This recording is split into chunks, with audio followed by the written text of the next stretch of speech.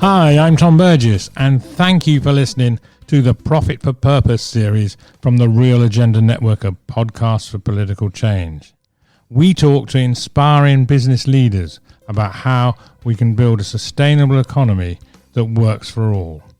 Now today, I chat with someone who walks the talk, who started his own business at 19, and that has grown to 200 million in sales. And now, at age 60, he has transferred control to an employee-owned trust. His views on how business should be conducted are very refreshing, as well as proven. We are pleased to welcome Julian Richer, founder of the home entertainment retailer Richer Sounds, to the Real Agenda, and we will be finding out his views on making the tax system fairer and more effective, and his ideas on how to be a better business. If his ideas were followed by all businesses, we would have a much more equal society and an economy that works for all. It's not that his thoughts have not been said before, it's just good that a respected and successful entrepreneur is not only speaking out, but also trying to get the rest of the business world to listen and act. We covered many topics in our chat, so much in fact that we've had to split this into 3 episodes and have ideas for more. In this first episode, Julian outlines the story so far and his plans for the future. In episode 2, we'll talk about the more efficient and effective and fairer tax system and what can be done. In episode 3, it's about how being a better business is better for business, and also Julian's proposed good business charter. So I started our conversation by asking Julian what he thought was the problem with capitalism. Okay, well, it's double-edged. I did an interview recently with Vanessa Feltz, and I started off by saying capitalism is evil, and she absolutely jumped on me from a great height and knocked me out in the first round. Luckily, I climbed back after that. So one has to be balanced. Okay, it's what I do. My mum would have liked me to be a doctor, but like Woody Allen, I hate the sight of blood, especially my own. So I couldn't be a doctor. And if you sawed me in half, it would say retailer. So I love retail. I've benefited from retail, from business. I've always wanted to be an entrepreneur. I've had a really good run from it. It's double-edged. That the older I get, supposedly wiser I get, the more I study, the more I read, I realise about capitalisms. I learn about capitalism transgressions in history. If you ask people of Indian heritage, they haven't got a lot of good things to say about the East India Company. In 1800, they had an army twice the size of the British Army to protect their ill-gotten gains, dare I say. So there are quite a few problems with capitalism. And the first problem is, I think it's based on greed, fundamentally. Now, I didn't become an entrepreneur because I'm fundamentally a greedy person. I did it because I had a chip on my shoulder because I went to a wealthy public school, and all the kids are rich, and I was from rich families, and I wanted to address the balance. So I started trading when I was 14 at school. I went into it to make money. I became an entrepreneur to make money. I was unemployable. I was a bit of a rebel and didn't want to work for anyone else. And also I wanted to be successful, and I could have been successful doing lots of things which didn't make money, and that's fine. And take my hat off to all those wonderful people that do great things without financial benefit. But I did want to do it. So in a primitive level, it was an element of greed to me doing it. And of course, a lot of wealthy people go on and on, don't know when to stop, and their greed becomes ridiculous. I read about the Giving Pledge in America recently, where the wealthiest billionaires pledged so generously to give half of their wealth away in their lifetime. And I'm just thinking, if you've got 100 billion, that still leaves you with 50 billion. So I don't think that's incredibly generous. Why can't they just leave themselves with 1 billion? Isn't that enough to last the last few years? Inherently, therefore, problematical, because the more successful people become, the more power it gives them. And what you see, as you know, is the bigger the businesses, the more profitable businesses become, the more power they have. Politicians, unfortunately, aren't paid very little. Some people disagree with that, but it makes them very beholden and indebted to businesses who can afford to give them lots of money in lucrative consultancy contracts, etc. So, we do have these issues surrounding capitalism which are fraught with problems. And that's a very long answer to your question, but I can actually talk about this for a long time. It's probably all one sentence so far. But if you look at, I don't do it only about football, but there are a lot of rules in a football match, and if you didn't have them, it would be anarchy very quickly. Driving a car, I know a bit more about. Without rules on the road, we would have anarchy on the roads. Businesses, because they're so vulnerable to temptation and corruption, we need really strict rules. I believe capitalism is the best system we have. It's the system that's proven and stood the test of time, but it needs to be in a very, very strong structure, firm structure of rules and regulations. And these capitalists that say, oh no, we don't want red tape, it holds us back. Milton Friedman said it's all about profit, that's all that matters. He said within the rules. Well, within the rules itself is very, very ambiguous, because the tax rules in this country, where there are 1,000 allowances, in Texas, 17,000 pages of tax law. So, Milton Friedman made it sound very easy, but no, we need strong, clear, sensible rules to control the business environment in which businesses operate. One thing I think is very important is that businesses have a big debt to society. They're obliged to society, and they don't recognise that often enough. The examples I often give is that I rely, for instance, on the roads for my lorries to get the goods to the stores. I rely on the police to protect my property. I rely on the schools to train my wonderful colleagues how to read and write, and I rely on the hospitals to fix them, to mend them when they get ill. I have a big debt to society. I rely on society's infrastructure. And these entrepreneurs, capitalists that think they're clever, ripping off the state, their time has come. It wasn't long ago we were lionising these people. If you go to Denmark, they're vilified. It's just not socially acceptable to be a tax avoider, and we need to move the dial. And that's what I'm trying to do in my small way. And I think that has begun to happen. Parts of the press and parts of the public thought it was really clever siphoning your profits offshore and boasting about how much money you save. And now those people are more discreet, but we've still got to do something about it, because they have an obligation to society to pay their way, and the public are sick and tired of them getting away with it. That will start with wages, in the sense that a lot of people are just not paid enough to live off, and therefore the rest of us are subsidising the company profits. Absolutely. So I look at it as the different stakeholders, of which the employees are arguably the most important. So there are lots of abuse of employees in this country that needs to be stopped. We're one of very few countries in Europe that allow zero-hour contracts. I think there are only 9 out of 27.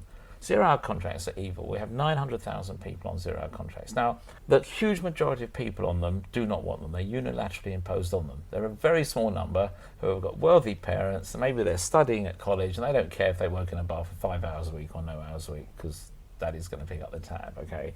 But the vast majority rely on those jobs for their income, for their family income, and more importantly, to pay their rent. Now, the problem for landlords letting to people on zero-hour contracts is that their income isn't guaranteed, which makes it nigh on impossible for these people to get this, where it becomes sinister, and that's why I call them evil, these zero-hour contracts, because they're great swathes of the country where social housing is not available, as I'm sure you're aware. So they're dependent upon getting access to the private housing market. Now, I'm a landlord. I own hundreds of properties. I like to think of myself as an ethical landlord. I've written a paper on social housing, which I'm very pleased with, because I'm furious with the state of affairs at the moment in this country, and we can talk about that if you like. But zero-hour contracts, very, very evil, because people don't have access to housing. Now, that means, I don't know if you saw a programme on the BBC in the last year called The Mighty Red Car.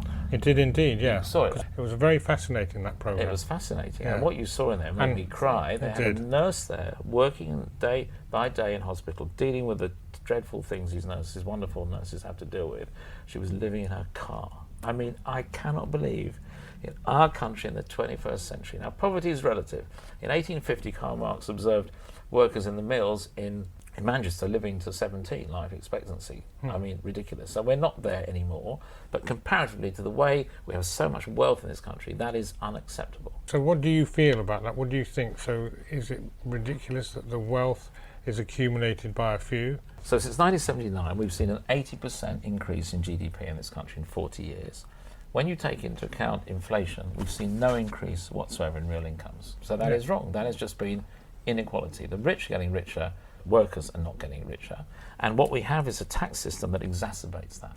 So we have higher taxes on income than on wealth, on unearned income, which is wrong, is ludicrous. So it just means the gap gets bigger and bigger. And if you look at over 40 years, that's exactly what's happened.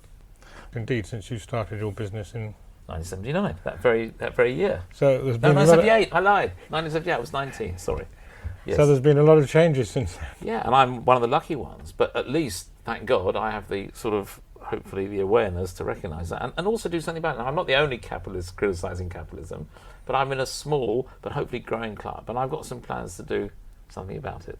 So one of the things we're trying to do with this series of programmes, Profit for Purpose, is to actually get that message over. Good. That there is more Good. to a company than the Milton Friedman shareholders are the only Absolutely. people you need to concern about. But it's really, what do we do about it? There are certain initiatives going on to change that, but it's not enough. You know, we're not addressing the minimum wage, so we're paying people paid not enough to live off, and then they're being taxed on it. So what can we do to change that? Well, I like to think that I am actually trying to do a few things that I'm happy to talk about. The first thing I did was write a book, okay, which has been quite well received. And then sort of walking the talk, which I've done. I've transferred 60% of my business to this trust, which is, I think, the biggest one since John Lewis in 1929. And that did receive tremendous publicity from the press, which I completely unexpectedly, I've got to say. But I would do it again tomorrow. It was a wonderful moment, I think, for me and for the business. I've just come from our first ever trustees meeting around the corner, where I'm not allowed to say anything because I'm not chairing the meeting, which does not happen to me before in 40 years. So that's something I'm doing. Then, more importantly, I'm actually going out there. So zero-hour contracts are evil. Well, what am I doing about them? Well, I've got a few bobs. So I'm funding a test case against zero-hour contracts. I'm working through my third set of barristers at the moment because people keep saying it can't be done, and I'm determined so-and-so, and I'm going to keep on trying to light a wall. So I'm trying to fund a test case. Gina Miller can take the government to court. Why can't I on zero-hour contracts? So I'm going to try and do that. I've set up already Tax Watch. People say, oh, look, what can we do against this injustice, I said, well, look at me. I haven't been to college, and I'm a small shopkeeper. I'm 5'7", and I sell stereos, What do I know? Well, so you can do stuff. I read this book called The Great Tax Robbery by Richard Brooks. I didn't know anything about the guy, and then I looked him up, and I saw he worked for private eyes. At the end of The Great Tax Robbery book, it said, this country needs an organisation, let's call it Tax Watch, to investigate and expose aggressive tax avoidance. So I thought I'd track him down. So I struggled to track him down. I found his agent passed a message through, and I invited him for tea just round the corner. And he looked me up and down and said, what do you want? And I said, I love your book, I love the idea, I want to fund it. He said, okay, whatever. And thus began. So that's how it happened. I mean, I'm telling you this because if I can do stuff, we can all do stuff, So he put together a tremendous editorial board, of which he's the chair. And they said to me very politely, look, we'll do this with you, but you're not allowed to interfere, very nicely. And for sure, I don't even know till the stories break myself, which is healthy, absolutely right. And he's got this guy, George Turner, running it, who's tremendous. Of course, you get good people, they get other good people. So Richard got him in. So that's how Tax Watch started. I've been going a year. They already broke some big stories. The biggest story was the Grand Theft Auto story. I'll refer you to the Tax Watch website. We've got a board meeting in a couple of days. I sit on the trustees. But I'm not on the editorial board, and they're doing tremendous work. We featured that actually on one as a news item on one of our weekly programmes. It was picked up by 100 media outlets as far away as Peru. We discovered the story on Grand Theft Auto. That put us on the map now. I'm very proud of the fantastic work they're doing. You've written 3 books on business. The latest one being The Ethical Capitalist. One is a bit of a cult book called The Richer Way, and that is a bit of a cult book because I published it myself. I did a talk at EMAP, it's over 25 years ago, and the guy said, it's a great story, why don't you write a book about it? And we'll help you. And they advised me, and I did it myself, a guy called Paul Keenan, who now runs Bauer Media. He's gone all the way up, and he's the nice guy that helped me. The book is about how to motivate people, how to get the most out of people. And I think The Independent kindly said it's one of the best business books ever written, which I obviously used that quote on the cover. But I do believe, one thing I've learned after 40 years, the biggest thing I've learned lots of things after 40 years, the biggest thing I've learned is it's all about the people. And what I mean by that is they're 2 completely different outputs from people depending on how you treat them. That is absolutely what I've learned, and I observe it all the time. So my book, The Richer Way, was having seen my little business grow and be successful, I then was invited by Archie Norman to help him at Asda.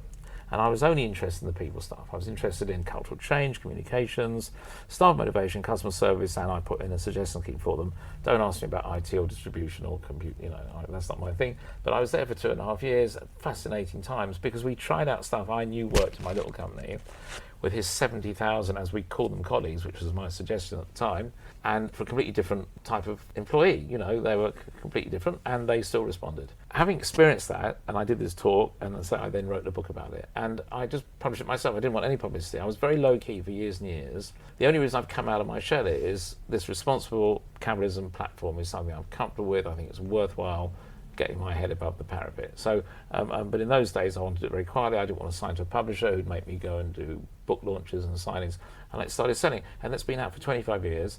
2 years ago, Penguin Random House came to me and said, we've seen this weird book, and we gather you're selling a few of them. We want to publish it all over the world. So it's now being sold in India and Canada and Australia. I don't know why people want to buy it there, but I suppose people want to motivate employees all over the world. The product isn't actually relevant, and it's selling very well. So that's the story of The Richer Way, and I'll certainly give you a copy if you're interested as a souvenir. The acid test is, when he went to Marks and Spencer, I got a phone call saying, can you come and help me? And I'm now mentoring Steve Rowe, the chief executive, and we go to the same cafe around the corner. I have a little room at the back as my world headquarters, and we call it the naughty rooms. There are no windows, but that's another program. I mean, I can only talk about my little business, but we did translate there, and now we're doing it in M&S. Now M&S has got lot going on at the moment. Thanks for that, Julian. That was most enlightening and encouraging. So those listening to the show, if you'd like to find out more about TaxWatch, go to taxwatchuk.org. And if you think you need to upgrade your home entertainment system, then try richersounds.com. So let us know what you think. Do email us at info@realagenda.org or contact us via our website, realagenda.org. If you've enjoyed this show, tell your friends and also give a review with your podcast provider. So what's up next on The Real Agenda? Well, watch out for the next episode of the Julian Richer series. Subscribe now with your podcast provider and on our website for a news update, and you'll get notification. Also, every Friday we bring you the weekly wake up, where our gang in the studio talk about how the real agenda issues that need to be fixed and what we can do. Not only can you listen and subscribe online through your podcast provider, you'll soon be able to hear the Real Agenda Network on digital radio as well. So a special thanks to our sponsor, Reverse Media Group, one of the fastest growing search and media companies.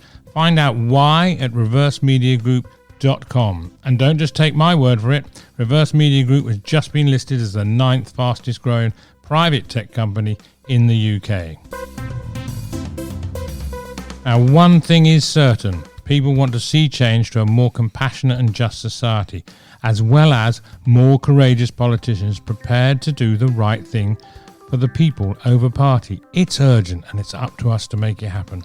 That's The Real Agenda. I'm Tom Burgess. Thank you for listening, and I look forward to talking to you again soon.